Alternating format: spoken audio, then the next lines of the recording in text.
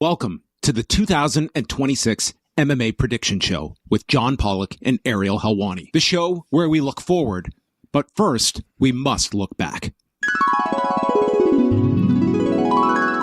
Yeah, PC's the new kid on the block. He was unaware that we wore tuxes on the show. No, this is my usual attire. I mean, this you is a couldn't full even have tracksuit. given us like the tracksuit with the chicken fillets, something, you know? But listen, I have a confession to make. I'm actually more than you boys. Of course. Wow! Oh my God! Incredible! Holy shit! Wow! You know, before one of you guys reached out to me and asked me about coming on your show, okay? And For the record, you reached out first. I don't know about that. Yes, you did. I asked. I have the DM. I'm not arguing with you. How's he doing? He's doing well. Oh, good. He's doing well. Yeah. Well, maybe there's a maybe we bridge can figure this thing out. Yeah, we should probably all get back together. The one and only Tony Cohn. Wow. Thank you for having me. It's a great pleasure. It's a great pleasure Honestly, to see you. please, Thanks for having me. I've never seen a manager do more media than him. My God. So my point is, if you're going to do that much media, expect people to talk about you. If you don't want people to talk about you, don't do the media. Can you guys just stop talking about each other? I can't promise that. I don't go there. Like some people would say, say that, you know, Kamaru's hairline is afraid of his forehead. I don't say that stuff. I don't go there. We would all love, you know, as the Mafia, is if you could announce a pick for the Buffalo Bills in the NFL draft. Why do you want to make something inherently more dangerous? Why? You tell me. No, you tell me. Well, you're asking a question that you know the answer to. No one gives a like they don't give a about anything else. I've even got a little cocktail going here. And you got the freaking... Oh my God. Wow.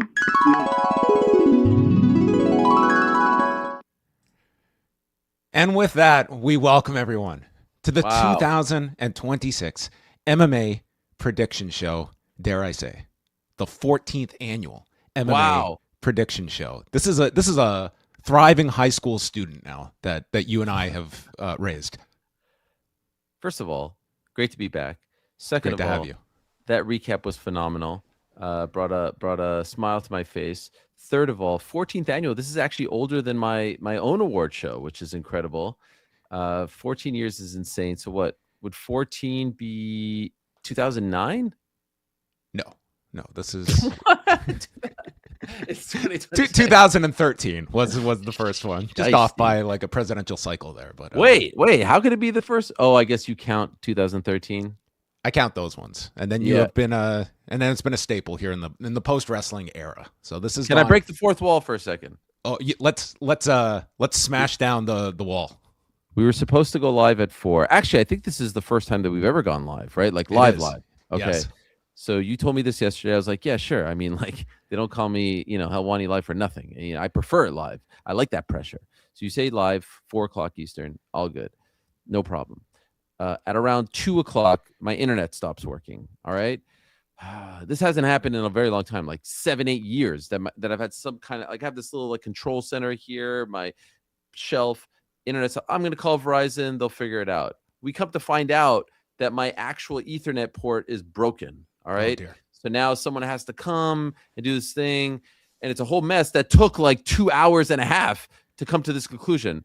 The room in front of me here like is a complete mess. I had to take things down.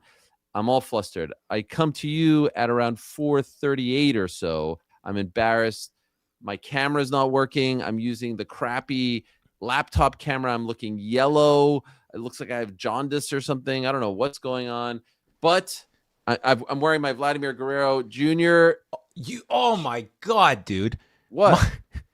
You have my this? wife got me that T-shirt for Christmas. I So nearly wore that. I nearly wore that this morning. Come on. And I swear on my life, I was about to wear that for the Born Ready Expos one. tie-in. Yes, Born Ready. Yeah, it's a Yes. white T-shirt. It's not Yes. the I have black, but I have the T-shirt that's too. wild. Yeah. So, you know, I was ready to go. But anyway, now I feel good. We're doing this. It's like a warm blanket. It's great to be back. How are you? I'm doing great. I'm glad to catch up with you. Is this week, you're coming off your annual Helwani Knows Awards on Monday. Then you had your boxing awards on Tuesday. Yes. And then And then what do you do on Wednesdays? We do prediction show, but you seem to think that I'm stealing your thing with the. I'm not at all. Crazy. I've been doing the prediction show for years. I just didn't have it as like this standalone thing, but I used to do with the Ringer guys. I'm not. Swagger jacking you, as they say. This isn't gimmick infringement. I was not accusing you. By the way, you call it prediction show, but it's really to me. I think of likely unlikely. That is fair. It's I gave you I gave you a good faith out because I felt that your focus should be your own show. I didn't want this to feel like we're double dipping here into your prediction. So I will state outright. That wasn't a good faith out. That was more of a like woe is me type of out. And then so then even today you were like, oh, should we push this to another? I said, no, absolutely not. We're not pushing this. I will be there. I will never, ever, ever like cancel if there's an unforeseen circumstance, of course, but I'm here. I'm ready to go. I've been waiting for this. And in fact, you did reach out to me via email as per tradition. And then you said you would reach out again. You did not reach out. I reached out to you to set a time. True or false? Yeah, but you really did jump the gun a little. I mean, I heard from you like before Christmas, I think. Yeah. I mean, don't worry. I will be there. Like Santa Claus, I will be there. Don't worry. Things are filling up. I'm trying to slot you in. I had you there. We didn't have a time. I didn't want anything else to come up. And then, of course, here I am, 45 minutes late. Well, you know what? Let's not take the anger out on us. Let's take it out on Verizon. There's no anger. Yeah, you're right. No, it's more my port, really. It's more my little thing, whatever you call that thing. Like the jack, whatever you call it, the wall. The Ethernet port. Yeah. Well, for those that are new to the MMA prediction show, what we are going to do first, as we said off the top, we go back. We're going to take a look back at Ariel's predictions from a year ago. What did he deem likely and what did he deem unlikely for the year 2025? He's going against a 2024 hit rate of 76%.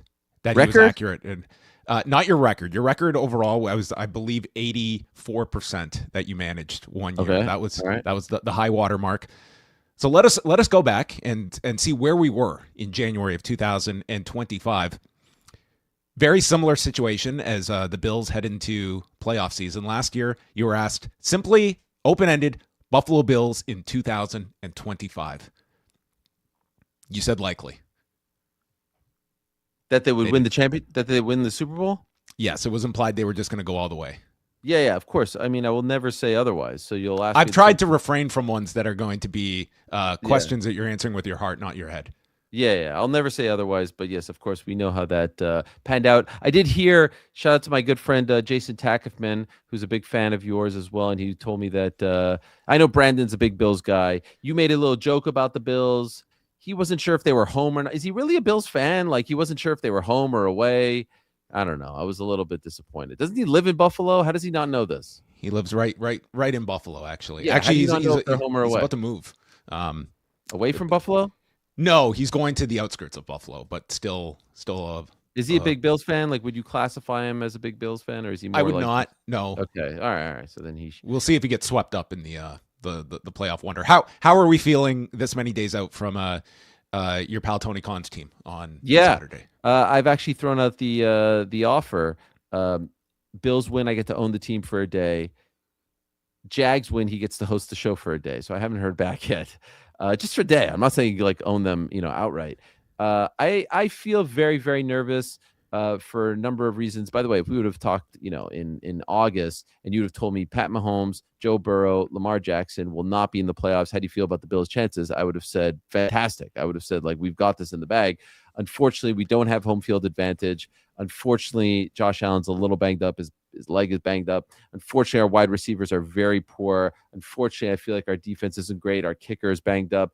I'm feeling nervous, but maybe this is how it works. Maybe this is how it has to happen. We have to go on the road like road warriors, like Animal and Hawk, and we shock everyone. And so we beat Jacksonville, and then we beat Denver, and then we likely beat New England, and then it's on to the Super Bowl. And this particular Super Bowl, by the way, has been stressing me out because, as you may know, I will be covering the Winter Olympic Games for the Canadian Broadcasting Corporation. And so I have known this for over a year, that I will be in the middle of nowhere, Italy, during the Super Bowl. And so I kept saying to myself, could you imagine if I will be watching this game at 4 a.m. watching my boat. Does it happen like this? Maybe. You've just increased my my belief in the Bills for this run now. I think that like that would just be wouldn't that just be fate? Yes. I would be all by myself watching on some dodgy stream my beloved Buffalo Bills win the Super Bowl. And if that's what has to happen, that's what has to happen. I'm down. Nottingham Forest finishes higher in the standings than the New York Knicks. And we had a whole discussion on what exactly this would mean as you explain the whole setup that Nottingham plays in. So they finished in their, would you call it conference, in their division, whatever? It's the Premier League table. The entire table. They finished seventh with 65 points for the 2024-25 season. The Knicks, conversely, were second in the Atlantic Division, a 51-31 record. You went with the Knicks, and you got this one correct. In fact, they had the fifth highest record in the entire NBA. Okay, so that was the key stat right there. Yes. As long as they had more, like the ranking was I compared the Knicks to the entirety of the NBA. They finished above Nottingham Forest, so you get that one. All right. The UFC ending up on Netflix. And you said likely for at least some portion. And I would say most assume that there would be some form of UFC representation. Enter the Ellisons. Enter a $7.7 billion deal. Netflix left with nothing except for, well, the lead on Warner Brothers Discovery. Yeah, but it was revealed that they were very close, right? Even Mark Shapiro said it himself, that they were very close. So it looked like it was going to happen. But as you say, enter the Ellisons. They came in and they swooped them up. So them's the breaks. That's it. You know what? Mark Shapiro was he's a big favorite on this show. I like the sound of that. He's a big favorite on my show too because I love his conference calls. Like he uses these corporate terms, and it's. Do you have one? I'd really have to search here. I mean, we're going to take a bite of both parts of the apple. Yeah, it's all these terms. There will always be a lot of gas in this car. Yep. Yeah, so you know exactly what's what. Yeah. So in any event, he said it. I think someone at Netflix may have said it. It seems like the UFC was hoping the PLEs, the numbered events, would be on Netflix, and then the rest would be somewhere else. And I thought it was a surefire thing that they would split it up, but in the end, they did not. I'm excited for UFC 324 when Canada realizes this doesn't apply to them. That's going to be a fun night. It's wild to me that people still are confused about this. Like I feel like I've said it a million times, but yeah. Wait, so we have to still pay for pay-per-views? Yep. Yeah. Actually, not only that, not only does Canada have to pay for every single one. Canada now probably has the worst deal of anyone. Not only that, but the UK has to pay for this one too. The UK never has to pay, but because it's Paddy in the main event, they're charging for this one. So this is the first time ever that the U.S. actually has like the best scenario of anyone. So our next one, Tom Aspinall and John Jones happens in 2025. You said likely, but you didn't feel good about it. Should have gone with your gut there. Can't give you that one. That one got the likely, and we will see if that one comes up again. Now, there was our next one here. We're going to get some real time evidence here. I asked you. Bellator is dissolved and absorbed by the PFL. And you, like clockwork, responded, yes, likely. Almost so sure of yourself. And then what would I do? Following Ariel Helwani in his very next show, what would we hear from Ariel? Right now, I could tell you on Monday, January 13th at 1:20 p.m. Eastern Time, Bellator is dead. Bellator, as we know it, is no more. Bellator is dead. You will not see Bellator events anymore. How about that? I mean, this was the fastest one that I think you had the advanced knowledge. By the way, how do you find all this stuff? How do you remember all of this stuff? I don't even remember it. Listen, okay, it all goes into the Crazy. memory bank. I don't even remember that. There you go. I got it. The Global Fight League. Oh, just the focus of the entire combat sports industry a year ago holds two events. Please you said no. unlikely. Yeah. With all due respect to the Global Fight League, I mean, they were touting, hey, we're going to have a draft. Do we have a TV deal? No. But they did have the draft. And what a spectacle that was. I mean, that one should be, cemented in history. That wonderful draft where we had fighters that were getting drafted literally stating, I have nothing to do with this. Yeah, it was amazing. It was amazing. Up there with some of the great promotions of all time. Yama, remember Yama back in the day? But at least they had an event. So yeah, unfortunately, no GFL. Paige Van Zant does the trifecta, having fights in BKFC, the Global Fight League, and Power Slap. Her year would consist of one slap fight on March 7th, the classic with Michelle Brown. Yep, of course. Didn't come up in your awards discussion, but that happened. You said this was unlikely and did not happen. She did not pull those off. Yeah, it seems like she's not really fighting these days. I don't really know what she's doing, but yeah, them's the breaks. Stipe Miocic is inducted into the UFC Hall of Fame. Your response, unlikely. Dana never forgets. No. Stipe is just, he's gone off into the sunset. I don't know if we'll ever hear from this man again. Actually, a video of him just popped up yesterday hitting mitts. And I couldn't believe it. I don't think he's training for anything, but yes. I think he is very happy to be left alone. I think he's very happy to not be bothered. Got a good payday at the end there. God bless him. He should be in the Hall of Fame, but yes, to your point, never forget. John Jones, 0 fights in 2025. You said unlikely to this, and no, we did not get any fights from John Jones. Almost 30 million. Muhammad Mokaev is back in the UFC. Your response, unlikely. They hold a grudge. I know from experience. Yes. Although we mended our fences, which was nice. Not you and I, but Muhammad and I. Yes. Nice to see a return. Do you feel that Muhammad Mokaev is he this generation's Paul Daly? No, I don't think he's Paul Daly. The door's not shut. In that regard? Yes. Oh, I was just saying, like, Paul Daly was way more popular, and what happened was like an actual incident. Maybe, but they hold grudges with other people. It's just not as publicized. Yeah, it's a weird one. But, I'll say no because like Daly was cut and banned. Right. I have just fought out his deal, and they chose not to resign him. They have done that with other people. Well, speaking of fighters that were cut, one of our suggestions was Brian Battle fights in France again. And this was coming off his incredible heel promo in France several months earlier. Did not fight in France, was cut by the company after his weight miss, and then he did dirty boxing and then signed with the PFL. But you had said likely that we would see Brian Battle back in France. Seemed like a layup, but he did not have a great 2025. No, got cut, missed weight, did fight in dirty boxing, and signed with PFL, so that's something. But yeah, not exactly where we thought he was going to be. Okay, here's a string of hits that you had. We had Francis Ngannou competes for TKO's boxing promotion in Saudi Arabia. You said unlikely to this scenario. Did not happen. Alex Pereira takes a heavyweight fight. You said unlikely. Dakota Ditcheva going to the UFC. Unlikely. She did not. Not a great follow-up year for her either. She had one fight all year. Got hurt. Yes. Khamzat Chimaev fights on U.S. soil. You said likely, and he made his way to Chicago. Jake Paul has another fight on Netflix. Did he fight again on Netflix? You said, I don't have insider knowledge on this, but I say likely. And yes, yeah. Jake Paul returning to Netflix. Yes.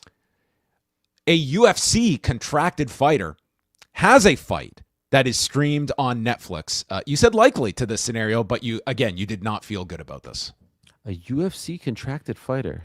So this would have been the idea that a UFC fighter under contract would have been allowed to do, whether it be a boxing fight, something on Netflix. And this could have included, obviously the approval of UFC. And I said likely to that? You said likely to this. Weird. ESPN hiring Demetrius Johnson.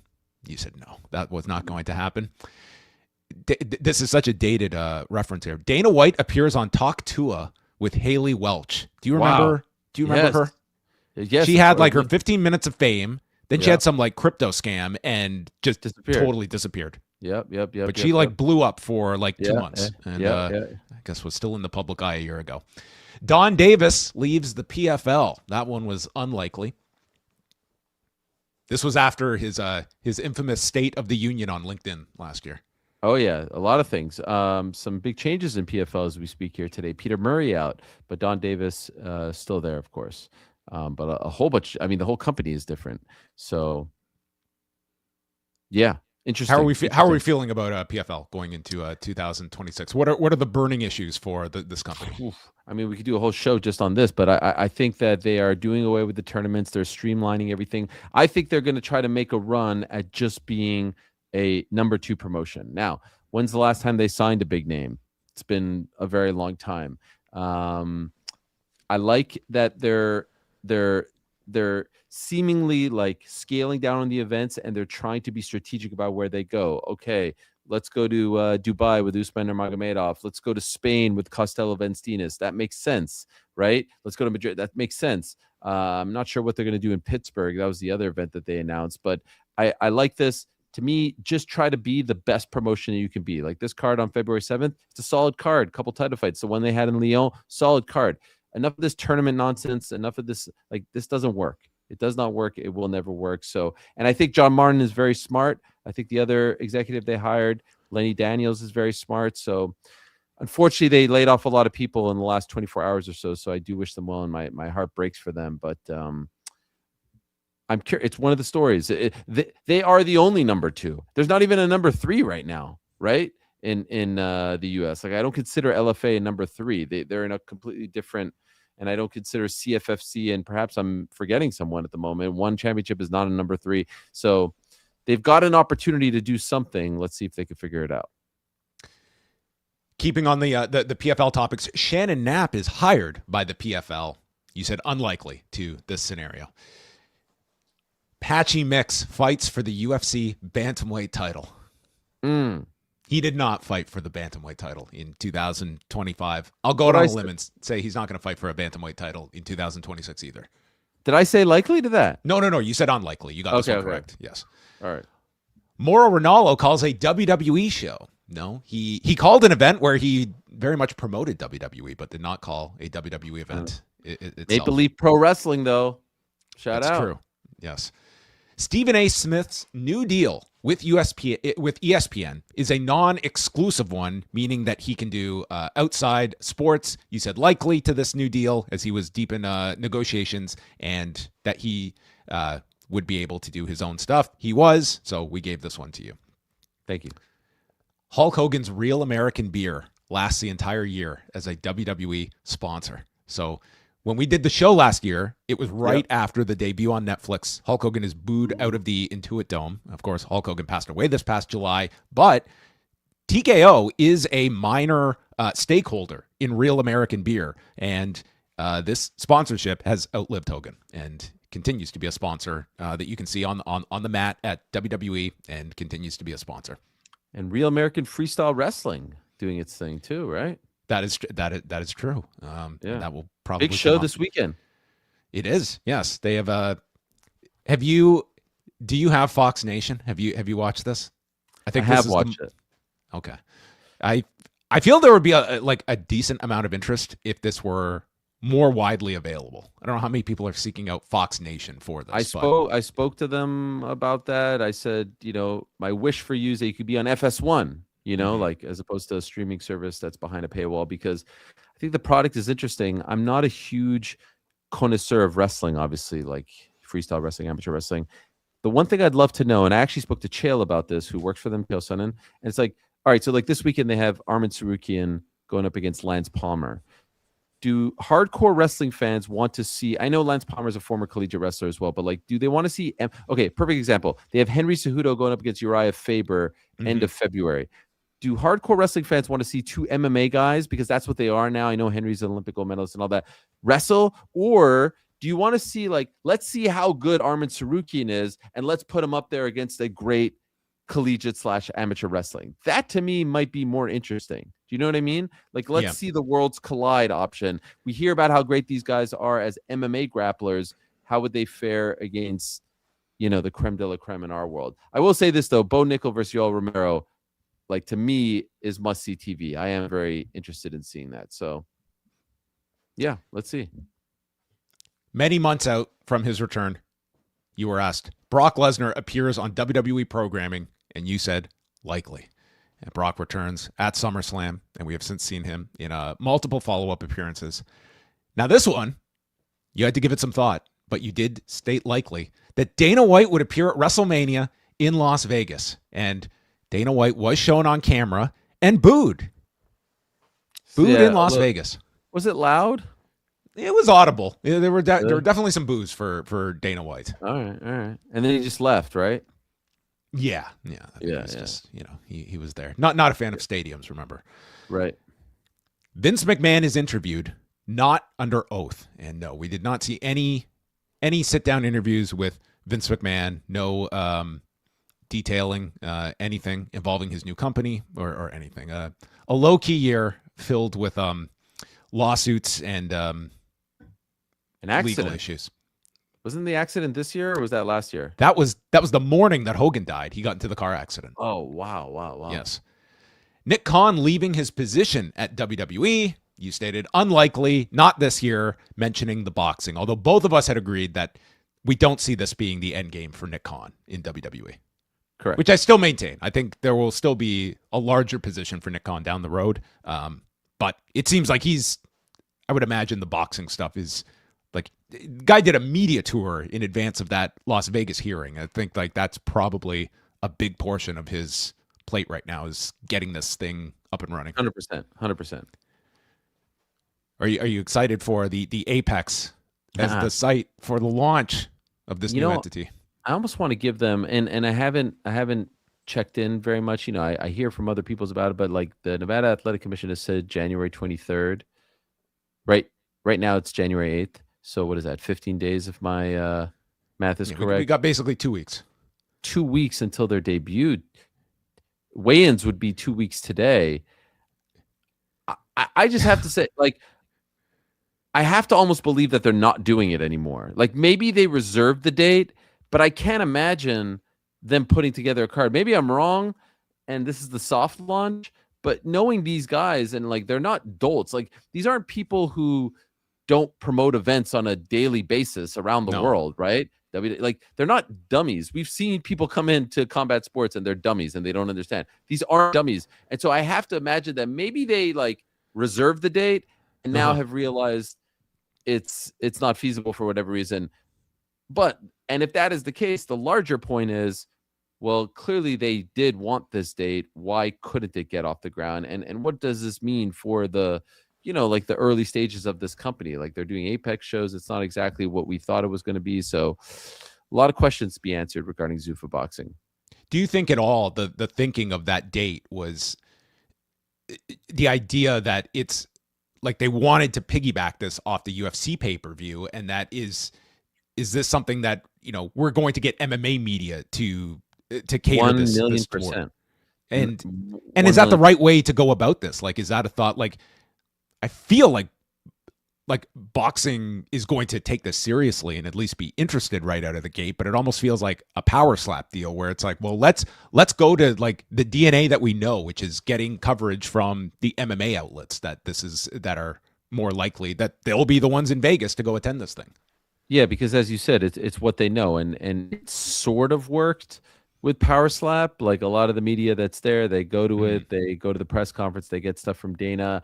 I do think some local media will go way more. Like there is boxing media in Las Vegas, obviously, and there isn't any Power Slap. But yeah, it feels like two things. A, they're piggybacking off that, but B, the Apex is not going away anytime soon. Quite frankly, I'm a little surprised that NXT doesn't do more shows there. Like it's not going away. And actually, the best show that I ever saw at the Apex was the NXT show, which is wild. It gave you hope that you could turn it into something, and they have renovated it and expanded it and all that stuff. But to answer your question, I am not surprised that they're trying to like run this same playbook. And the last couple here, Donald Trump does not appear at one UFC event. So it's like he got back into office, no longer needs this, but he appeared at UFC 316, and you did say unlikely to that scenario. So the biggest MMA fan continues. Yes. Carl Froch appears on the Ariel Helwani show. You said likely. Wow.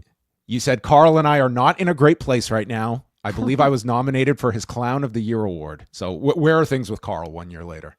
Non-existent. I mean, listen, we don't punch down in life, and we moved on. We moved on, and we're now on to bigger and better things. So I wish him well. He's thriving. He's doing his thing. I was gonna take a pot shot, but I don't feel like getting into the whole thing with him, so I'm moving on. Ariel selects the UFC once again as the winner for poster of the year. You said unlikely, absolutely not, a total anomaly that Noche UFC got your pick for 2024. This year, you went with Nurmagomedov Hughes 2 from the PFL in October. Which actually pissed off a lot of people. I couldn't believe it myself. Oh my God, people were so mad about this. This guy doesn't know ball. This guy's a freaking shill. I'm like, are you out of your mind? First of all, I've been doing these damn award shows since most of you were in your father's nutsack. Second of all, you're trying to tell me, you know what I love about this time of year? Can I tell you something about this time of the year? And you probably get a little bit of it, but you cover the scene more extensively than I do.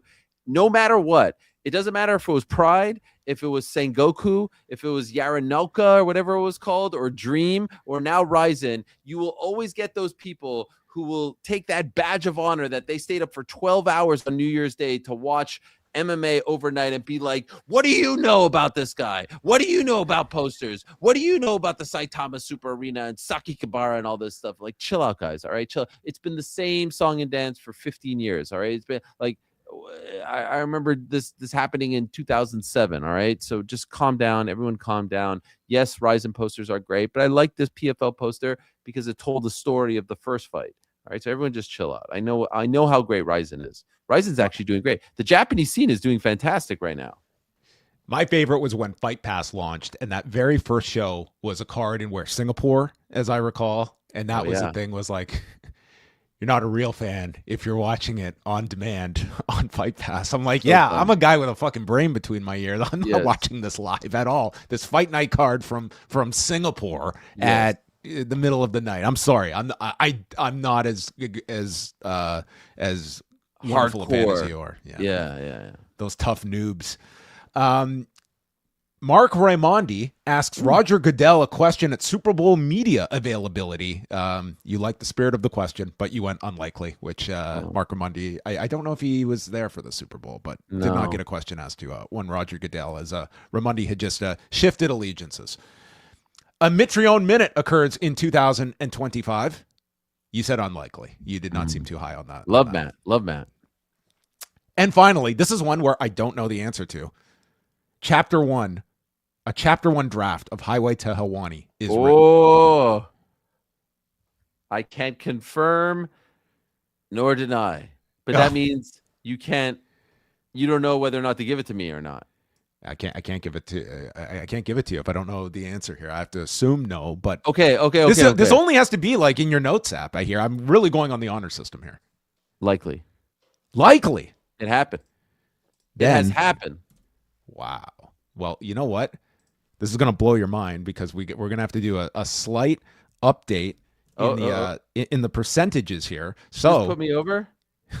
This means that you finished with 27 correct out of the 35 scenarios, and that takes you from 74% up to 77%, and thus you beat your 2004 record because of that draft that you read. Wow.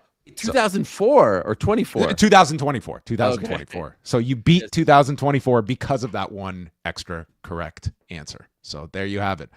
Always ready. Born ready. Ariel Helwani. All right. So there you have it, everyone. That's how this game works. And now I have put together a list for 2026, and we're gonna see what the year has in store. That's what we're shooting for. 76%. We will do this next year. I'm officially booking Ariel right now. We're gonna do it awards week. God willing. So we start off. The Toronto Blue Jays return to the World Series. We're not projecting that they have to win it. They just have to make it to the World Series once again after sweeping the city. If you could have been here in Toronto in October, Ariel, magic. I know it. I have some friends that live there as well. Shout out to Danny's Pizza Tavern. I was actually in Toronto the following week, and I felt it. I felt like a palpable mourning. I felt such a sadness in the city, and so that kind of explained to me the fever, but I got it. It was amazing. I'm still not quite over it. Like, I still can't believe that it played out the way in which it did. One of the greatest sporting series that I've ever witnessed. I'll never forget that 18-inning game. But yes, the answer is likely they are going.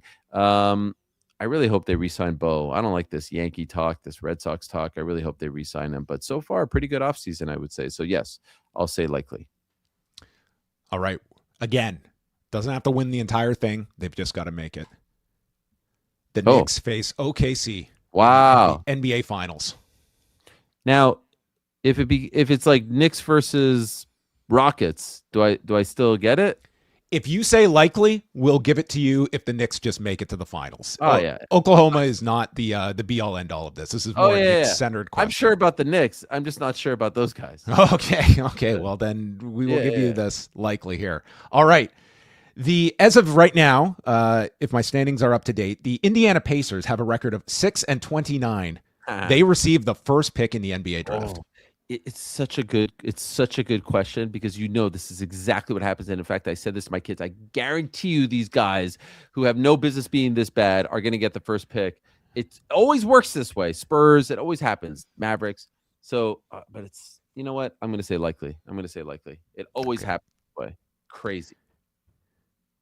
If the NHL playoffs began today, 2 Canadian teams would be in the playoffs. That would be the Montreal Canadiens and Edmonton Oilers. So that is what we were asking you. 2 Canadian teams make it into the playoffs. None more. There's only this 2 has not right been now. a great year for the Canucks. The Maple Leafs are the Maple Leafs. They will always disappoint. Yeah. I'll say, I think the Canadians will definitely make it, and I think Edmonton will as well. So yeah, 2. Wait, and by the way, if it's 3, do I get it? Is it at least 2? No, we got to keep it at 2, okay? So there's not going to be a surge here. It's got to be 2 on the dot. Wait a second. Let me just look at the standings real quick. Let me just see this here. Standings. Man, Maple Leafs doing that bad, huh? I believe the sun came out this morning. So they have 47 points. They're only 2 points back. And then let me see. Ottawa sucks. Let me see who else would be a candidate. Probably in the West, Calgary. Oh, Calgary's doing bad. 40 points. Los Angeles, 46. Who's close? No. Winnipeg's in the basement. Winnipeg's in the basement. Wow. Last year they were great. All right. As you can see, not following it extremely close at the moment. I'll go. I'll go likely. Just those 2. Wow. How about that? All right. There you have it. Montreal and Edmonton. It doesn't have to be Montreal and Edmonton. Just sure. The 2 teams. All right.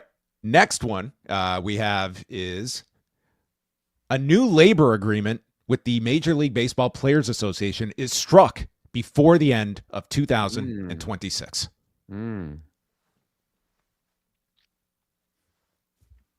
The year 2026. Yeah. By December 31st, 2026, a new deal is struck and formally announced. Strike averted before the end of the year. Unlikely. This could be the death knell for baseball. Shohei Ohtani either hits 60 home runs or throws 80 strikeouts. Now, to compare, in 2025, he hit 55 home runs and had 62 strikeouts over 47 innings pitched. So he would have to beat his totals either way. I'll say unlikely. Okay. Too much. We're going to throw some wrestling ones at you. Oh, yeah. Love wrestling. TNA Impact moves nights away from Thursday. Really? Yeah. Is this something being discussed? It was proposed to Carlos Silva. This was when they were doing their active negotiations. Would you be willing to move nights, such as a Wednesday? They said they would be willing to move. I don't think I think it'd be a terrible idea for them. Terrible idea. So you're saying to go up against AEW?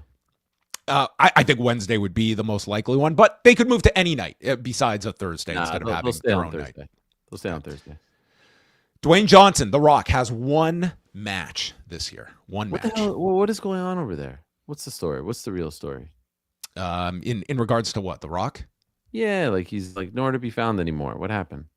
I think he distanced himself. He came in, did the big angle. What? They did no follow up, and I think he just pieced out. And they work around Dwayne Johnson's schedule, and it's very. Can I go on a slight tangent? Very slight tangent go here. Go for it. Because I haven't found a place to say this because it happened during the break. So my view on the Cena retirement match was that it was not good. My view on the Cena retirement match that, we don't have to get into all of that necessarily, but like the guy is, Mr. Never Quit. And then here he is. Not only like, number one, I thought he should have won because I think the whole time honored tradition stuff is BS because that business doesn't exist anymore. They're doing Unreal and all that stuff, which is totally fine. I like it, but like, don't talk to me about the way it's done 1976 Portland wrestling. Okay. It's a whole different world now. So number one, I think he should have won. Number two, if he was going to lose, I think all right, you get, I don't know, you get pinned or you don't tap, but you just go out. You go out on your shield, right? Like that's what you do as a fighter, right? You go out on your shield. You certainly don't smile and tap. Like all that I thought was super weak. Okay. But here's the thing that really annoys me now. So what annoys me is I go on this rant and now I get all these people sending me the clip of Cena talking to Cody Rhodes and being like, I loved it, right? And so they're like, how can you say that it was bad if he chose it? He loved it. Well, let me just explain it to you like this, guys. That's like Shaquille O'Neal saying, I loved my rap album. It was great. Forget that. How about this analogy? Okay. John Cena is the director of a movie, right? Let's say he's Benny Safdie talking about the Smashing Machine. Of course, the director is going to say, I love the movie. That doesn't mean that the movie is good. We get to decide if it's good. You don't get to decide anymore. You make the product. We decide. The movie was bad. The movie was a mistake. It was a bad ending. And just because this is what you wanted as the director, and this is exactly what you wanted very clearly. And this, well, actually, who knows if it's truly what he wanted? He's the company man. So who knows? But you're telling us this is what you wanted. You're telling us this is what makes you happy. You're telling us you're at peace. Great. Now we get to decide if it's good or bad. And it wasn't. So stop telling me that this is what he wanted and stop telling me that he's very happy and he's at peace and he had a smile on his face. It wasn't good. It was a botch. All right. The whole angle was bad. And so enough already. That's my tangent. Now, I think it'll be judged on where Gunther is in like 6 months. I do think he got a lot out of it. I didn't mind him winning. I can certainly see like the tapping and the smile. To their side, that thing has gotten so much discussion and play that I think they just view it like that's a win. Sure. You create something that gets that length, those kinds of legs out of it. They view that as a win. But I think it could have been accomplished there without doing the finish that they did with the yeah, the and I smile. know, and of course, Gunther was going to show up on Monday and get a ton of heat, and he's an incredible talent. And I'm not trying to say that he doesn't deserve all of this. And in 6 months, we'll be able to tell where he's at and if it truly helped him. But I also do believe, like, look, we just watched Dustin Poirier have a retirement fight in New Orleans, and it ended a little bit sad. In the end, it was classy and Max and him and his son and all that. But like, this is the one entity that can actually script these things. And you're charging so much, and it was such a hot ticket. Can you give the people what they want? They didn't want to see him lose. And you know what? They didn't want to see him to lose to Dominic. And I know he had to give up the belt, so don't give him the belt to begin with. Like, they didn't want to see him get his ass whooped by Brock Lesnar. There seems to be this desire to not give the people what they want. Give the people what they want. They want to see him go out, sail off into the sunset. And they didn't do that. If they could control things, Tim Sylvia is stopping Randy Couture in the first round. Amen. Amen. So what a dated reference from me. No, it's great. UFC 65. No, 66? 65. 68. 65. 68? 68? No. I think 65 was the one where Arco Randy Arena, is... GSP against Matt Hughes is 65. Was he on that card? No. He was. That's the one where he was calling it and saw Tim Sylvia with Jeff Munson. Yes, and he's like, I could beat this. I could beat this guy. Yeah, and then 68 in Columbus. Yeah, he wins it. Yeah. Well, he drops him early. Yeah, tremendous. WWE announces the expansion of the Royal Rumble to 2 nights beginning in 2027. God, I hope not. Unlikely. Is that being discussed? I mean, they have certainly, like, put it this way. They want to sell these shows, and if they can break them up and that creates more from these cities, they will do it. The Royal Rumble, you could argue, is the easiest one to separate, but I think like SummerSlam ended up being a big success. They got like $7 million from New Jersey for doing 2 nights, and they did really well at MetLife both nights, but I think it's going to depend on the market and that it's financially rewarding for them to give a city 2 events as opposed to just one. So you think it would be like women's one night and then men's the other? Yeah. I do think that sometimes it does feel like a lot, right? It's excessive to do 2 in one show. Yeah, so maybe, but yeah, I like one night. All right, and 2 more wrestling ones here. A WWE main roster PLE once again runs against an AEW pay-per-view on the same day. So even if AEW shifts to the afternoon or whatnot, it doesn't have to be direct head-to-head, but the same day like we got with WrestlePalooza and All Out in September. Oh, yeah. Well, it's on. That feels like the easiest one to predict, no? Well, they've stopped since September. They haven't programmed any head-to-head since. But there hasn't been that many, right? Like what there was a Saudi one, there was a Survivor Series. They'd been doing it consistently with NXT shows, and then there was the All in Texas was the same day as an NXT show and Saturday night's main event, and so at least for the last few months they've stayed away from AEW dates. But I would lean towards your impression too that we get at least one. And finally, Mick Foley joins AEW.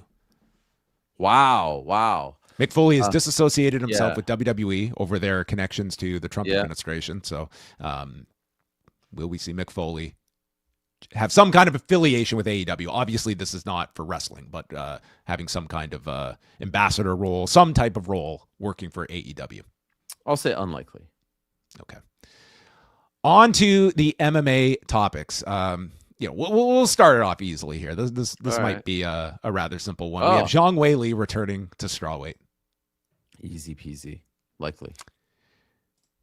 Alexandre Pantoja receives an immediate title rematch. You had just reported he does not need surgery. So does he have to go through somebody, or are they just going to put him against Joshua Van or Okay, so just to be clear, if Van fights someone else and then whomever wins that fights Pantoja. Yes, it doesn't have to be Van. It's Pantoja's just his next fight is for the title. Yes. Likely.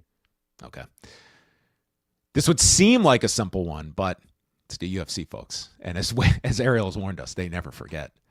Arman Sarukian fights for a UFC title. This year? Yes.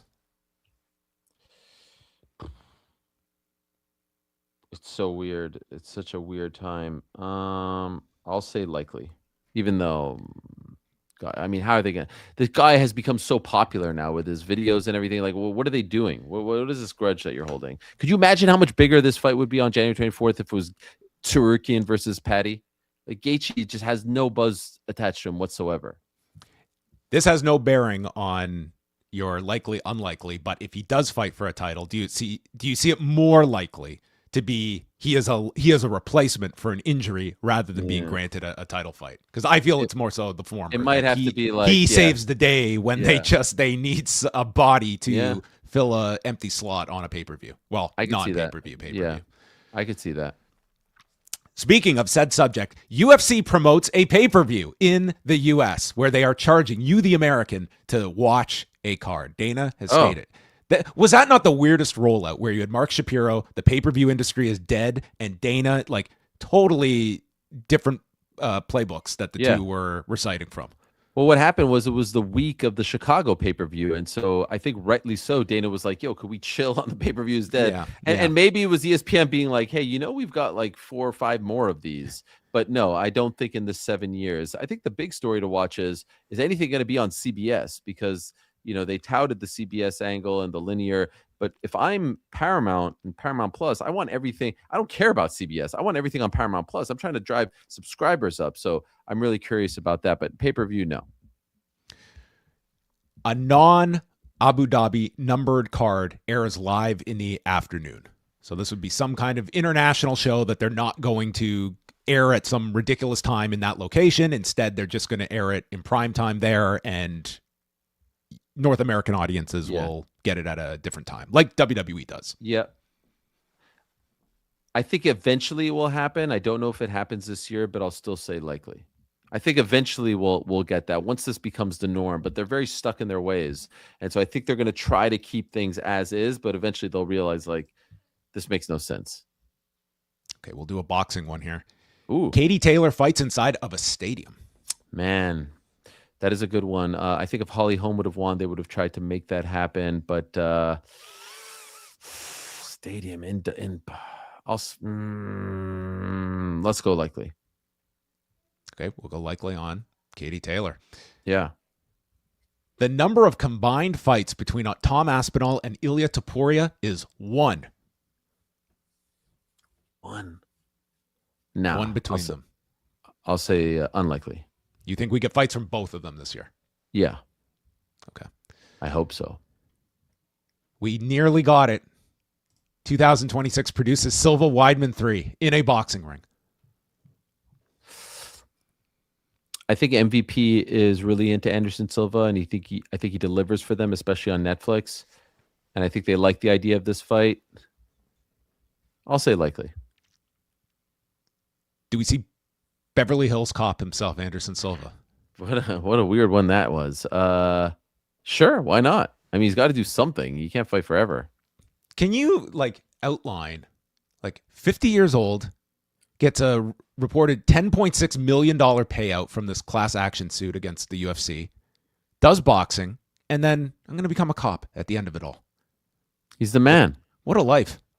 What a life. And he's got such a, I have to say, seeing him at these events, because I have great respect and admiration for Anderson. I know who he is. I've watched him and followed him. So I'm like, he has an aura, and I'm drawn to it. And I was talking to him backstage before the weigh-ins, and I hugged him. Like, we said hello, so we hugged, that whole thing. And the guy is a freaking, he's a brick. And I said, Anderson, what is your secret? And he has such a loving way of describing it. He said, no sugar, no carbs, and love in your heart. That is his secret. And I was like, man, what a guy. It was on your show right after Sam Stout had his last fight, and you had asked him about, did anyone from the UFC call, congratulate you on your career or anything? No call. And I just remember that's just the coldest story. But I was like, I guess Sam Stout doesn't get that. But then seeing Anderson Silva's exit from the UFC, I was like, there really is no sacred figures it's like, as long as you're useful for us, and the second you're not, it's on to the next one. That's kind of the treatment when an Anderson Silva was just, ushered out in such unspectacular fashion that I do enjoy seeing this guy have another act in him at this age. And the fact that we're also watching this guy who it's not even that guilt that it's monetarily he needs to do this. This is someone that is not in any need of financial compensation. No. He's just doing this because he is clearly this is, what he wants to be doing. Yeah, it's very sad. I mean, I will say this, I do feel regardless of how it ended and whatnot, wrestling and WWE, they treat the legends a lot better. You know what I mean? I feel like they give them at least some kind of love on the way out, whether or not they win the match or not. I don't know. It's just, by the way, when's the last time you saw any legends? You'll see the odd GSP there, and it took a while for him to start showing up again. But when do you see Rampage or Randy or, there was a while Chuck wasn't showing up. Now you'll see him from time to time. But how many legends do you actually see at these events? There should be a whole legends section, Hoist and all these guys. You never see them at the fights, unless they work for the UFC, like Forrest or Big Nog or those guys. And that was one thing Scott Coker was very good about in Bellator, where they would bring in their, have their kind of legends deals. Yeah. All right, Francis Ngannou ceases ties with the PFL in 2026. When you say ceases ties, does that mean maybe he doesn't re-sign with them? Yes. Yeah, that would definitely qualify. I'll say likely. Okay. Jake Paul takes the year off of boxing. I think we see him, but it's fourth quarter, December or November or something. Okay. So I'll say unlikely. Have any of these scenarios, are any of them going to be decided on Monday's show when you go through the news? Are you going to report any of this? No. Have I hit on anything yet? By the way, I mean, things could change between now and Monday, but as of right now, there's nothing really that I can say, Francis, Jake, that stuff's not happening. All right, the next one we go to, UFC Fight Pass shuts down in 2026. Ooh, that's a really interesting one. 12 years after its launch. Yeah, it does feel like there's a lot less focus on it, and now LFA has left and some other smaller promotions. The library is now on Paramount, correct? In America. Yeah, that's what I mean. But by the way, I don't have Fight Pass, believe it or not, so I don't know if you can also get it there. Right. Do you know what I mean? Yeah. And I know there are some territories that like their outlet is Fight Pass, where they that's where I see it being like a tool internationally. Like in the US though, it's like I think if it was just strictly US, like I don't see them keeping this just for grappling events and if the library is gone. But I thought that they would try to do it like WWE did with the network and just try to sell it to someone. Yeah. It didn't really happen. Obviously it wasn't as like buttoned up, but I don't think it shuts down. I just think it continues to be less and less of a thing. All right. Kayla Harrison retires as UFC bantamweight champion, scheduled to fight Amanda Nunes in a couple of weeks. Co-feature. Yeah. I'll say likely. Is that is she in that upper echelon of guests for you at this stage? I think there's a unique there's just something about your conversations with Kayla Harrison that I think kind of set them apart. I appreciate that very much. Really enjoy her. We did a live show in Florida. She drove an hour to come, which was really, really nice of her, and brought her family.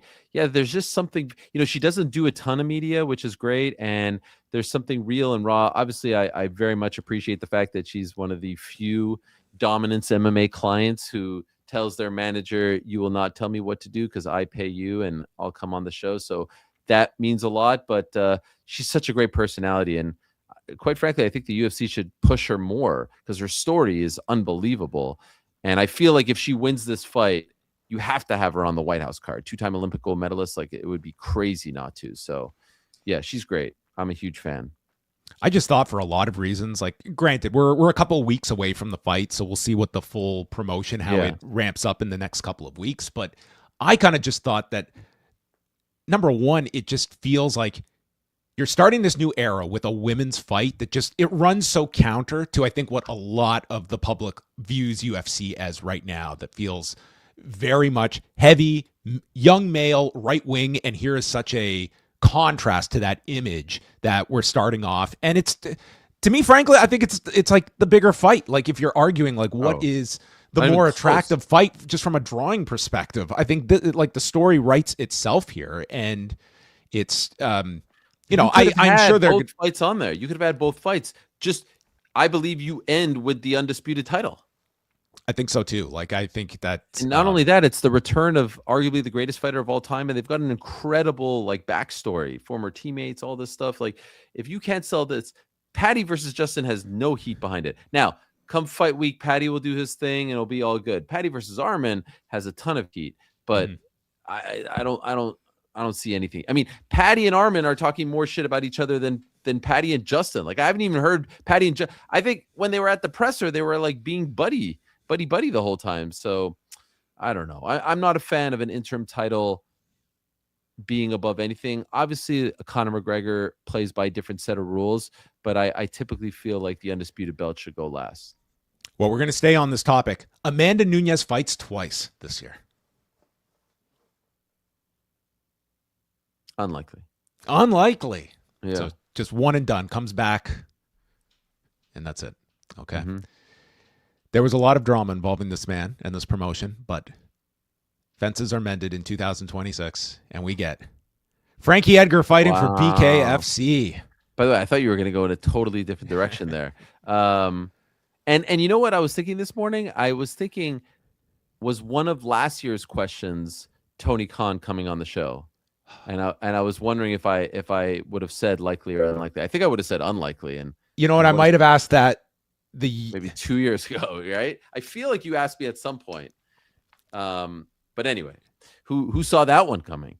Frankie Edgar, I'll say unlikely. Unlikely with BKFC. Okay. Yeah. The GFL holds another draft. Dare I say, an event. All they have to do is get a draft out there. Or have we heard the last of the Global Fight League? It's done. It's gone. Maybe there's some sort of like different iteration of it out there, but no, this is not happening. I mean, it was kind of nostalgic. Like, I feel like we have gotten to a point where like these fly-by nights used to be like a feature of MMA. It was actually fun. It was actually fun. Yes. I mean, it was like there's a part of me, like, I don't have any investment in this. It's just like I'm just watching every mistake made over and over again, So and good. like we're here for it. There was a Yama, like I said, Moosin. You remember Moosin? Moosin, that was There's a promotion called the VFL, and I'm not going to say that they're going to fail, but like they did an event at Times Square, like in the middle of Times Square, and then another one at the Terminal 5 hangar. And I'm not really sure what their deal is and where they're getting their money from, but they're kind of flying under the radar at the moment, so I won't put them in that category. Oh, remember Shark Fights? Yep, Shark Fights. Fun. Yeah, wasn't that Don Fry did commentary? I think for one of and their then there shows. was one in Italy. I think it was like, and Mayhem came overweight like by 14 pounds. Venator or something. Yeah, didn't Paul Harris fight for them? I think he was involved there. That these were great days. These were great days. MMA, it's got a storied history of a cemetery. Either AJ McKee or Dakota Ditcheva leave the PFL for the UFC. I'll say unlikely. They both signed new deals, and Dakota's like, arguably I don't want to say their biggest star, but the one that has the most potential. I think she would be a gigantic star if she was in the UFC. She would be like not quite Ronda, I think, but like a notch below, and then has the whole UK angle to her too. So yeah, but she got paid really well, so I don't think so. I know the UFC has discussed internally trying to trade for her. I know that. I could tell you that, but it never really got off the ground. Finally, her name comes up. Ooh. Ronda Rousey fights Gina Carano. It's a little early. I do think there's something there, so I'll say likely. Early. I think we're running out of time here. I mean, Well, I don't think it's happening next month. No, I don't mean early. I think there's something there, so yes. But who knows? I'm not going to ask you about Katie Taylor. I think Ronda Rousey, Gina Carano. That was never a thing. It was. I think her manager just trying to make it into a thing. All right. Ronda Rousey appears on the Joe Rogan Experience. Ooh. I'll say unlikely. Unlikely? You don't see that one happening. No. Yeah, for those that missed it, this was Ronda Rousey on Burt Kreischer's show that just went to town on Rogan, and Kreischer was just like... That's like one of his boys, like, right? Oh. Yeah, I didn't ask for this. Yeah. She has so much anger in her. I don't know why. Did you read her second book? No, of course not. Oh, okay. Did you? I did read her second book. How many books in 2025? 43 was the number. Wow. What's your most? What's your most? Didn't you have 100 at one point? No. I'm not a 100 book reader. No. I mean, that's the year before. I think I did 52, like one per week. It worked out too. So I was a little down in 2025. Is that your record? 52 would probably be the highest. Yeah, off the top of my head, I think so. Did you read anything? You and I both read the Tupac book this year. Yes, that was great. I really liked it a lot. Yeah, Jeff Pearlman, what a guy. I read which books did I read? I read Natty Neidhart's book. Did you read that one? I did too. I found that one surprisingly really good. Like I thought she was a lot more revealing about like Vince McMahon and just being a square peg in a round hole in that company. A lot more than I would expect from like a WWE talent who's still there at the time. Yeah. And I quite frankly did not know the extent of like her upbringing and like pretty much being in poverty for a lot of that. Like I thought it was I would certainly recommend it. Of the wrestling 100%. I thought so too. I'm a huge fan of hers, and what a story, what a family. I'm trying to see if I could see my pile. I've got a couple others lying around, but I sort of just like nip away at them. I got the Eric Smith Raptors book. Did you get that one? I think it's called We the Raptors, about the history of the Raptors. Do you know about that? I read a Raptors book by he's a reporter at the Fan 590. I think I can't remember. Oh, is it Alex Sixero? No, not Alex Sixero. It's no, I'm blanking right now. But anyway, didn't read that Raptors book. Why did we talk about? Oh, Ronda. No, I didn't. Yes. Read it. Was it good? It was enlightening just to see her that pro wrestling was never going to work for her. Like she was in. So what was it about? It was just about WWE.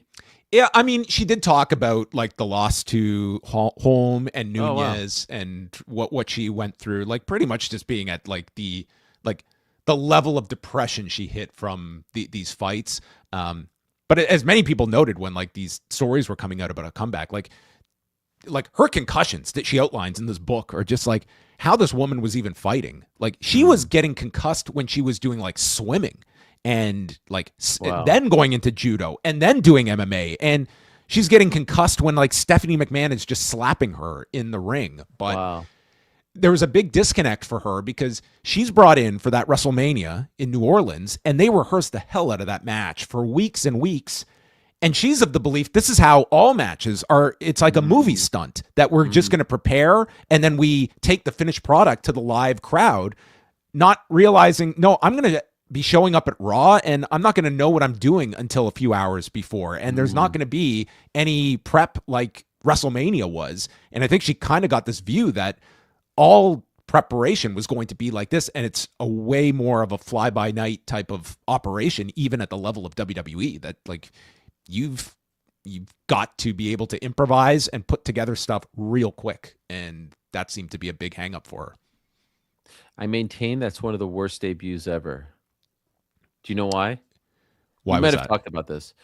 My feeling as to why is like, what's the goal in pro wrestling? The goal ultimately, I think, is to becoming a big star. But like en route to becoming a big star is you want a finisher that is over, right? Mm-hmm. You want to get your finisher over. Everyone has a finisher. Tombstone, stunner, people's elbow, FU, F5, blah, blah, blah. She had the benefit of entering the company with a finisher that was already over, right? She had the armbar. You knew, like, when Jake hit the DDT, it should be lights out. Stone Cold hits the stunner, it's lights out. She hits the armbar, lights out. What happens in that match? I think Stephanie got out of like 6 armbars. So here's like a mother of 3 CEO who's not a full-time wrestler getting out of your finisher 5 or 6 times. It's not over anymore. The thing's not effective. It should have been, don't let her get it. Don't let her get it. She gets it. Boom, boom, boom. Immediate, right? And she got out. Like they treated it as if it was like a headlock. You know what I mean? And you can't do that. It should have been slaps it on automatic. Did not happen.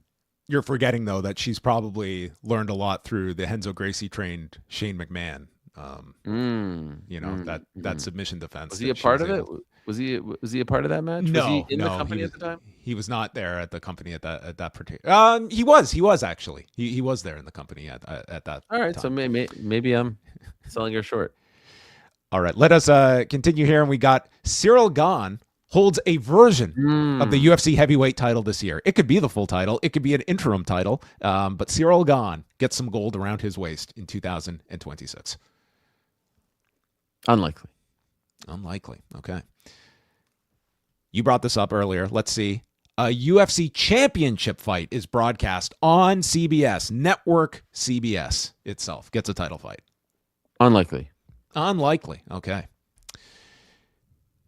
Logan Paul boxes on Netflix. There's a Paul deficiency for Netflix. Yeah. Unlikely. Okay. Just signed. I saw he just signed full-time. He said he's full-time now. Did you see that? Yes. What does that mean? Is he doing house shows? Are there even house shows anymore? There aren't even house shows for him to work. I mean, and full-time is it's kind of a misnomer. It's right. Okay, we show up for TV and we do like 2 matches a month.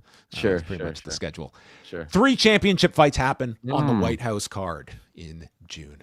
I'll say likely. Not 15 title fights, not no, you do like, let's say you do 7 like has been discussed, there's gonna be nothing left for like 3 months. You know what I mean? You don't have the luxury of doing 7 title fights. So 3 is doable, and maybe there's a BMF on there too, you know? Okay. Anderson Silva has 2 boxing fights in 2026. I'll say unlikely. Just unlikely. You think we get at least 1? Okay. I think we get 1. Okay, here is one where a few things have to happen. Cain Velasquez wrestles for Real American Freestyle. When's he out? Is he out in February? He's up for parole in February. Yeah. That would be a great story. I'll say unlikely. All right. That'd be quite the spectacle if it did occur. Yeah. The unretired Big John McCarthy officiates a UFC fight in 2026. Likely.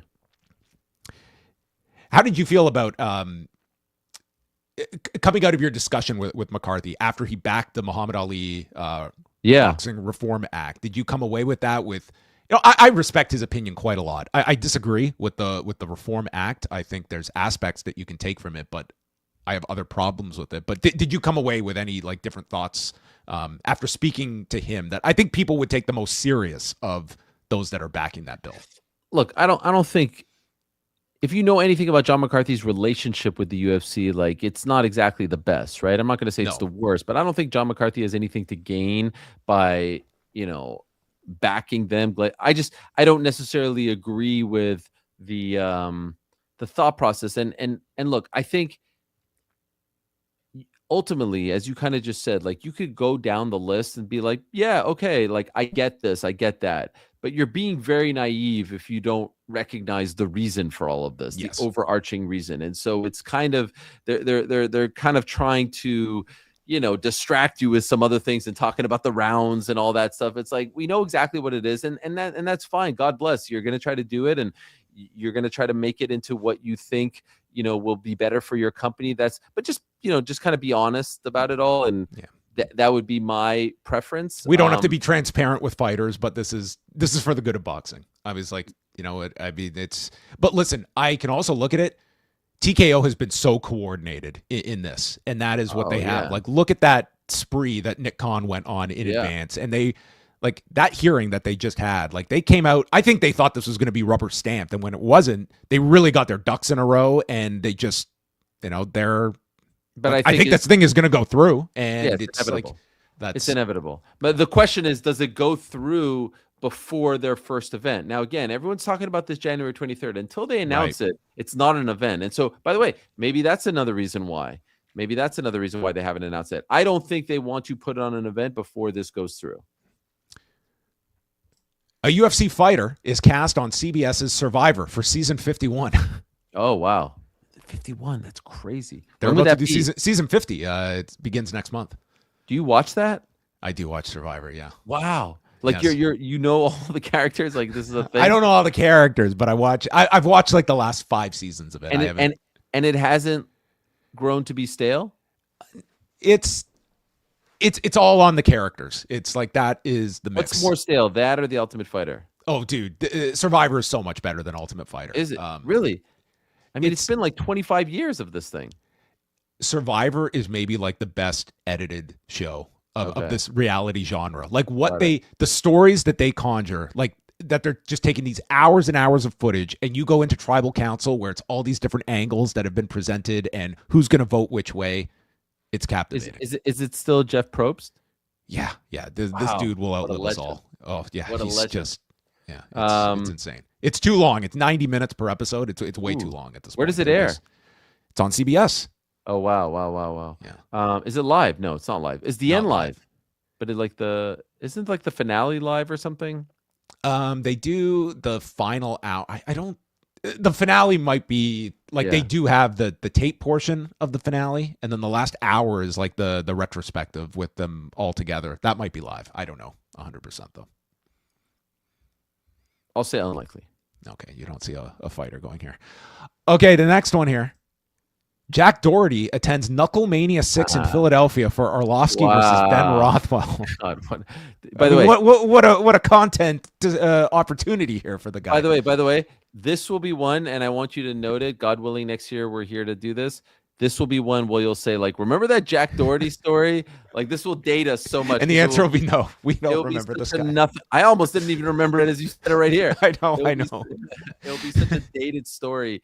By this time next year, I'll say no. I'll say unlikely. All right, we're hitting the home stretch here. Matchroom, The Greatest Showman, is renewed for a second season by Netflix. I'll say likely. Okay. Did you watch the whole thing? I did. I liked it. Did you? I watched the first episode. I like Eddie Hearn's interviews and such. I just felt that this guy was just.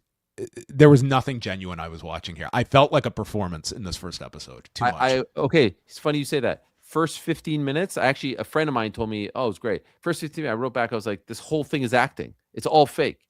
It gets more real. Should I give it a second go? Because I was interested to watch it, and I probably made it like 20, 35, No, I know exactly 30 what minutes you're in. talking about. They're at the horse ranch. It all felt scripted. I downloaded it and watched it on a flight, and it passed the time. Do I think it was spectacular? No, it was shot well and everything. My suggestion to them would be try to make it a little less scripted, but overall I thought it was solid enough. There was some cool behind the scenes stuff. And yeah, I think they'll do another one. You know what? I'm going to take it back. You know why? They're not filming anything, and they'd have to be filming now for anything. He has said this in an interview that they're not filming, so I'll take it back. I'll say unlikely. All right. By the end of 2026, besides TKO, so we have more than one UBO by the end of the year. Unlikely. Okay, so this will be them carving out their own lane. Mark Coleman participates in slap fight. Wow. Has he said he wants to do that? I don't know. I watched this guy's videos, and it seems like something that he's just waiting for the proposal. I don't see this man turning down anything. I hope not, so I'll say unlikely. Okay. Next one is the most likely to come out of retirement this year, okay? So you only have to pick one of these names that is most likely to come out of retirement. John Cena, John Jones, Bill Goldberg, Terrence Crawford, Henry Cejudo. Wow. Now, I'm not going to count Real American Freestyle as coming out, so let's keep it to MMA for Henry Cejudo. That's a really tough one. I'll go with the one who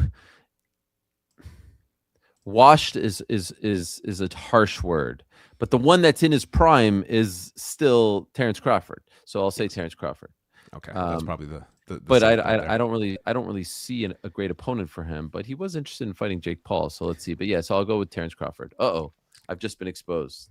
Oh. It's okay. It's nighttime here. Everyone knows, as the sun begins to set. Was there more of a left turn or a hard turn in an interview that you had from booking Bill Goldberg right after his retirement match to what that interview became, where it was fascinating? And I'm still waiting for this guy. He said, in 2 weeks, I could say a lot more. And we never heard from him again. This was the most bizarre interview that I don't think anyone, including yourself, was expecting from the man coming just days after this retirement match. So, it's weird. Bret Hart's my favorite wrestler of all time. I love Bret Hart. I also love Bill Goldberg. So, I know you can't, be a fan of both, but I am. And I remember just texting him the day after that match. He replied right away, no problem, I'll come on, great. And I just thought we'd reminisce. I wasn't expecting any of that. And then it kind of blew up. I hope he doesn't regret doing it. And I don't really know. I don't know if he's talked about it since. I don't know if he's done an interview since. If it has, nothing regarding the retirement that has he's pretty much kept a low profile. Maybe he's done the odd interview here or there, but no, there was nothing really beyond that. But it was quite something. It was. Tyson Fury retires again. Oh my God. Will he fight? Yeah, and then he's got to retire again. He doesn't have to fight; he just has to retire again. But one would presume that one precedes the other. I'll say he won't make an announcement. He'll just fight, and then he'll allude to it, but he won't make a whole big to-do. Okay. The final two here, okay? We're wedding bells for Alex Pereira and Tracy Cortez. They tie the knot in Vegas. No. I'm not saying that they're not going to stay together. I'm just saying it's a little too soon for that. Okay. And the final one. As the year begins, typically at the numbered events, UFC starts to trot out its Hall of Fame class at all of these numbered shows month by month. Mm-hmm. We get to the White House. It's Donald Trump's birthday. He is announced as the inductee for the UFC Hall of Fame the next month in Vegas. Wow. Yeah, like the Pioneer Wing or something like that. Oh my God. I'm going to say unlikely because they haven't really done that like WWE has with the celebrities. I could see it happening, but I could absolutely see it. Remember that documentary they did on him on Fight Pass? Yeah. I mean, they've got the video package right there. What was it like? Was it Commander in Chief? It was something that sounds right. Yeah, when they did like their kind of 30 for 30 style of videos. Yeah. Yes. I'll say unlikely. Okay. Well, there you go. That is the list. And time willing, Ariel, are you ready for a quick game? Oh yeah, I try to always come up with a game to end these with. This is simply called call or go to voicemail. Okay, so let's imagine that you're getting 2 dual incoming contacts.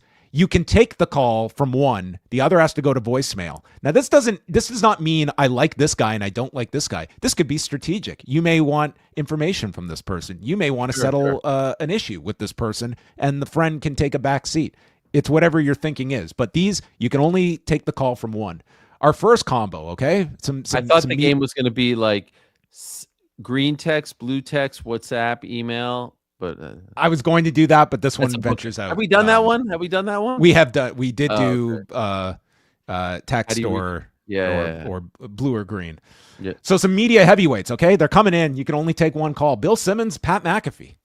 Whose call are you taking? No, bro. Stop. What are you talking about? First, I'm gonna burn bridges here. I can't do that. Okay. I'm not gonna sit on the fence. I'll go. Okay, so what do you want me to say? It's not a knock that you're not taking one of their calls. It's just that there might be something today that's just more pressing with one over the other. I'll take Simmons' call. Okay, take Simmons' call. Pat McAfee can wait. Some media personalities here. On the one Helwani phone, we're getting Jeff Blair from Toronto. On the other, it's Andrew Marchand with a New York area code coming your way. Whose call are you taking? I speak to Marchand more. I don't really have a relationship with Blair, so I'll take Marchand. I'm a loyal guy. Okay. This one's going to be a tough one, okay? You're getting a call from Stephen Brunt while at the same time trying to contact you is the prolific Jeff Pearlman. Oh. Whose call are you taking? I'll go with Stephen Brunt because of my affinity for him. Pearlman, I'll call Pearlman back. He's okay with that. Okay. It's the Syracuse University reunion, and some grads are contacting you, representing the class of '74, Bob Costas. While on the other line, Marv Albert is on the line. Nah, that's crazy. That is which Syracuse grad is Ariel accepting the call from? Little known fact: Costas never actually graduated. He was one class short. Oh, is he one credit? I think I knew that story. Yeah, I should have been more on top of that. He took a job doing like minor league hockey, and he didn't finish up. I'll go with Albert only because I've never actually spoken to him, and I have spoken to Costas. Okay, you have to pick one of these. Okay, you can't just ignore either one. From the class of '92 is Megan Kelly. The class of '91, Craig Carton. Wait a second. You have to take a call. They went to Syracuse, both of them? According to this Syracuse grad site I found, they both went to, they both went. Okay, so part of the Orangemen. I don't know. Okay, so let me ask you this, because there's a running joke on my show. I don't know if you know this, that I say that I like Megan Kelly. Is that why you said it, or did you only say it because I'm a Syracuse guy? I did this because of your Syracuse ties, but I didn't know you had an affinity for Megan Kelly.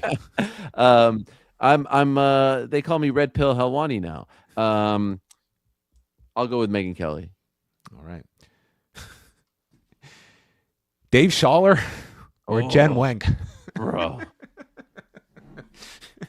You're just being an instigator. Now you're I'm not. These people aren't going to hear this.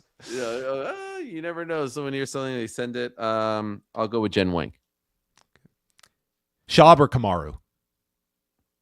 Schaub. Okay. Did you see that video that Kamaru posted? The one that you responded to. No, not the Anthony Joshua. I've not seen that. I'm sorry. I don't keep up with this show.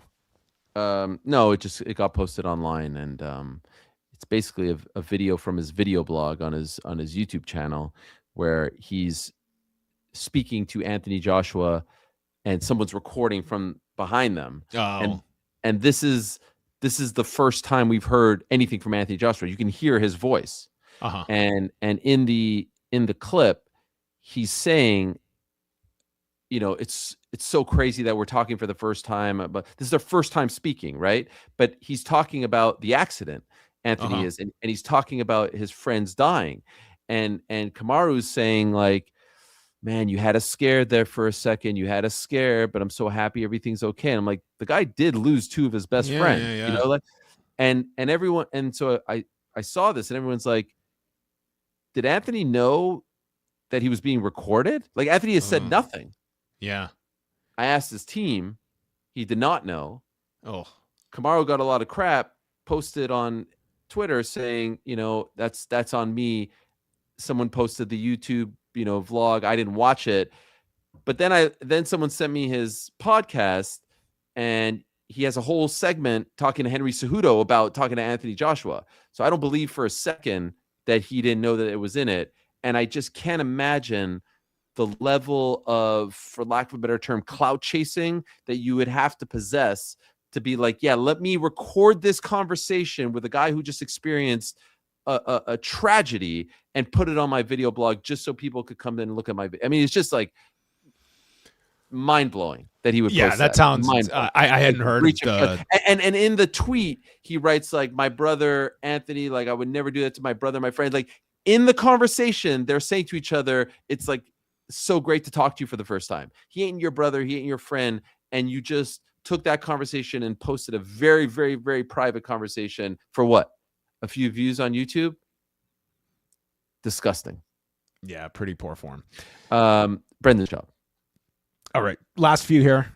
Some other rivals. Jamal Hill, Tito Ortiz. Tito Ortiz. Okay. Chris Weidman on one line, Daniel Cormier on the other. You can only take one. That's so tough, man. You're making me pick between like long-standing relationships. I'll go DC. And the last one. Ryzen matchmaker Shingo Kashiwagi or Combate's Campbell McLaren. What? First of all, the fact that you know about this and don't know about the Usman AJ thing is insane. What's up with that guy, man? I was giving them a compliment. It was ridiculous. It was ridiculous. What is up with that?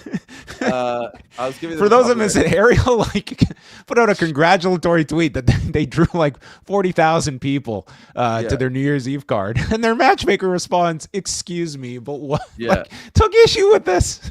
It was so I don't crazy. know. Like there was something lost in translation on that one, but Campbell is batshit crazy. I'll tell you something between us friends. Campbell has met some people who work at Yahoo, okay? Like very high-ranking people at some conference or something. I'll leave it at that. Campbell has texted and called them repeatedly to try to tell them about how bad of a person I am because I don't cover Combate Americas. Like that's next level insanity. That's like psychotic behavior. This dude just sent out a tweet. So I'm picking up that dude's call and I'm blocking Campbell's call. I'm not just declining it, I'm blocking it. All right. Well, there you have it, folks. That was call or go to voicemail, and those are your answers. Just a few super chats here. We have one here from Jared Black. I've been watching you both for a combined 30 years. All right. Hell yeah. Thank you for the loyalty. How do you do this on the fly like this? I try my best. Where's Way? Why doesn't Way show up to this show, huh? I almost had to call him in for backup. The man's he had another kid this year, so he doesn't have any free time. Yeah, he's got two now. Yeah. Wow. Yeah, he's raising a whole army. Boy, girl. Boy. He has two boys now. Okay. Jake from the Windy City. Glad to see my two worlds collide once again. Likely or unlikely, Team Canada will reach the quarterfinals of the 2026 World Cup. I thought he was going to ask about Team Canada hockey because that's up next. Quarterfinals. I'll say likely. Okay. We won't hold these ones. These Jake are all from the Windy City. He's a regular. He's a regular on our show. Yours too. Oh yes, yeah. Jake finds his way. Legend. Is the Lajuan Dream there? Where's the Lajuan Dream? You know Lajuan Dream?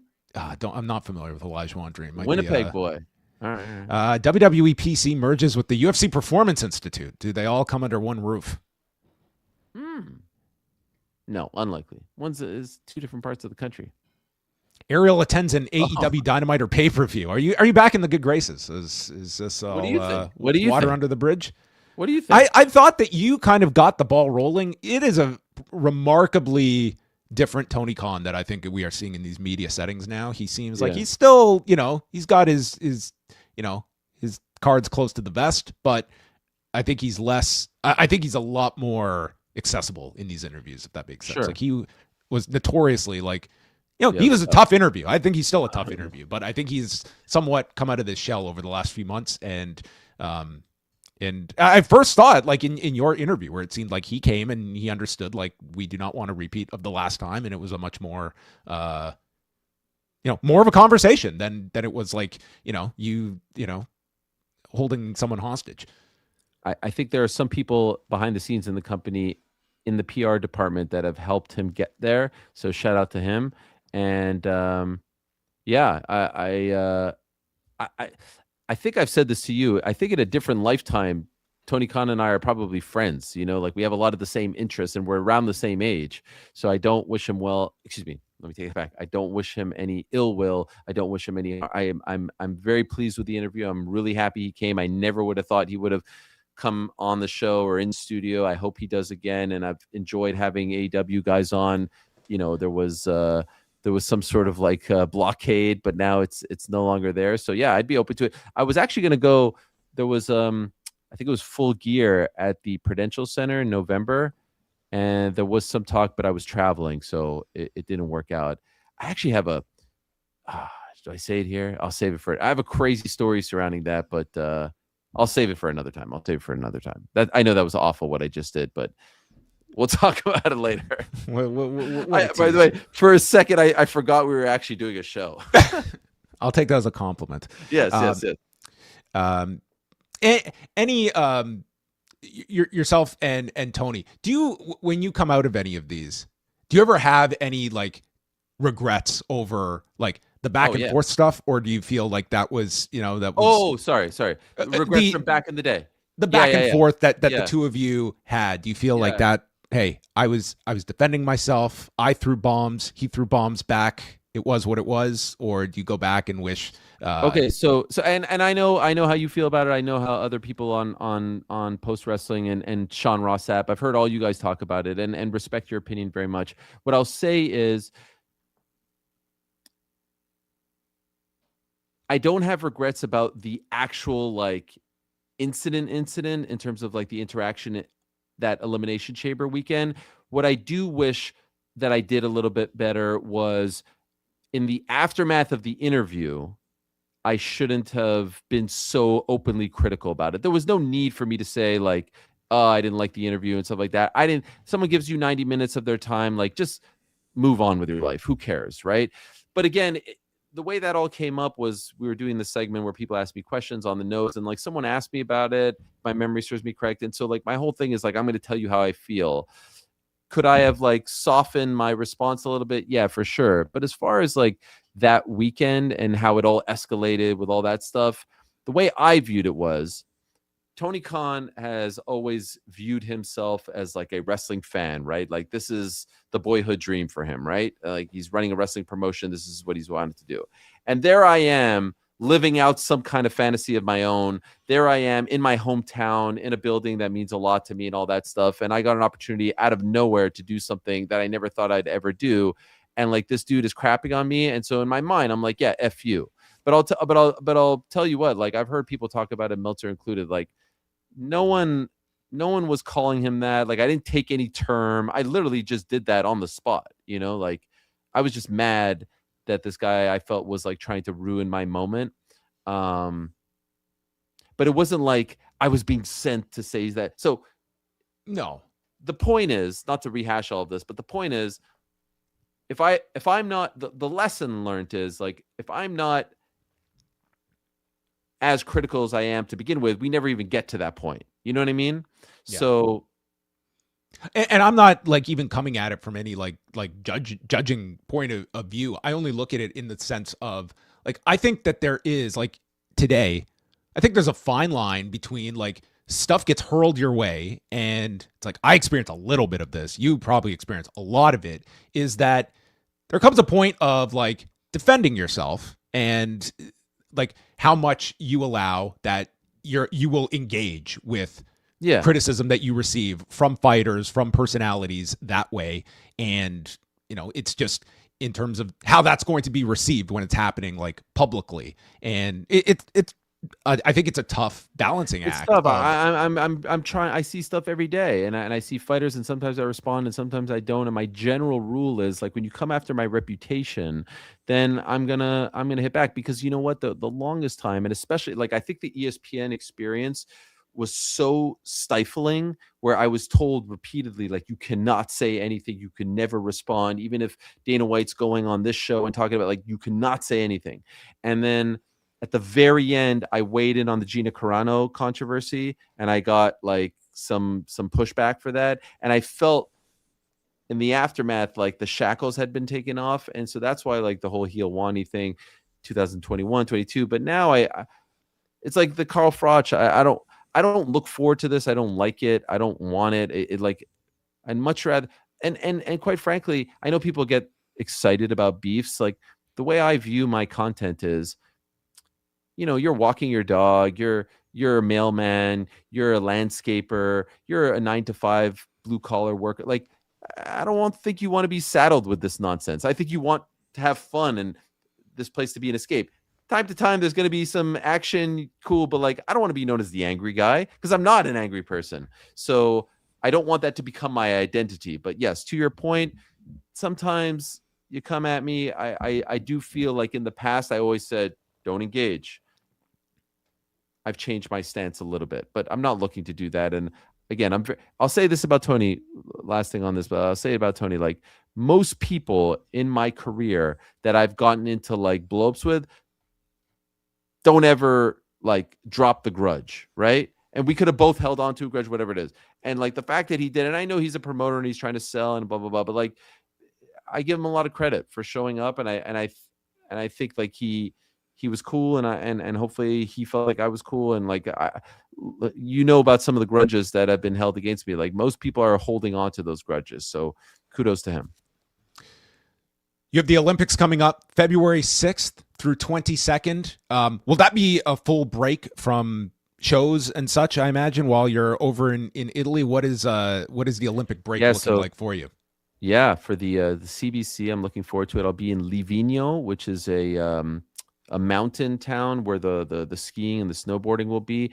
I'll be leaving on February 3rd, and I'll be coming back on February 23rd. So the day after the men's gold hockey game, which is the final event, we will not be stopping, but we'll be a little bit creative. So like the boys in the back, Connor and Eric, who do such a great job, they'll do more than one show, but I'll be contributing, whether it's live, whether it's sending in tape things. But the Monday through, there will be something every day. It will obviously be different. I won't be doing interviews and stuff like that, because it's tough, man. It's 18 days. It's intense. It's about sports that I'm not well versed in, so I have to be like locked in. I hope the audience understands, but the content will be there. It will just be a little bit different, but I think some people will enjoy how it's a little bit different, and maybe the breath of fresh air. There's no pay-per-view that I'm missing. I'm not missing a PLE or whatever you want to call it, because the February one is technically January 31st / February 1st in Australia, and then the next one is March 7th. So that actually worked out quite nicely for me. So yeah, I'll still be working. It'll just be different. And the last one from me, and then we will get you out of here. 2025 was the first full year of Uncrowned. How do you feel at this point, roughly 16 months of Uncrowned, of where you are now, and what are you looking at as like what defines success for you for this year going ahead? Like any certain things you're looking at specifically? So I had like several things that, you know, I put on a checklist, you know, obviously like getting the shows off the ground, the YouTube channel.com, and I'll get to that in a moment. And then, you know, once we got everything, you know, off the ground, the next big thing that I wanted to get off the ground was Uncrowned Films and getting Casey back and doing stuff like that. And we've done a few with him and some others in the works as well.